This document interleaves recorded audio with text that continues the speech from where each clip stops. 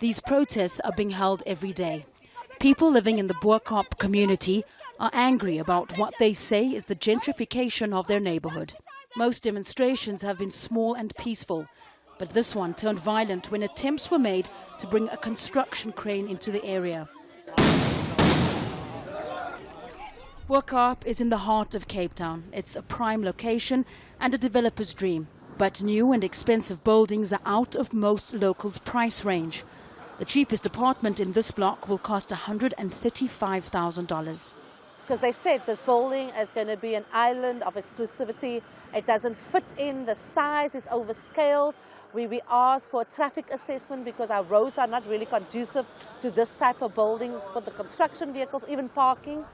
Bo Kaap became known as the Malay Quarter in the 1830s when freed slaves from Indonesia, Madagascar and India moved in.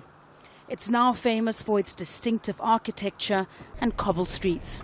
People here consider Bo Kaap to be the cradle of Islam in southern Africa. It's home to the oldest mosque that dates back almost 300 years. But they also say this area's heritage is important for all South Africans because it tells the story of slavery, the forced removal of people under apartheid's racial laws, as well as the country's cultural diversity. Architect SADIQ TOFFA was born in Bo Kaap and has lived here all his life. He says in recent years, new laws have allowed for a zoning scheme which supports business-friendly developments in the city. Heritage is activated when a cultural resource is under threat. And that's why heritage has been the key word in protest movements in Bo Kaap. Their cultural identity, religious life, community life, social institutions, urban fabric, all of that has been under threat. The Cape Town government now says it will support the area being zoned a heritage site, but first needs to consult the people here. But the community says it's asked for protection for years, and the city's been slow to respond.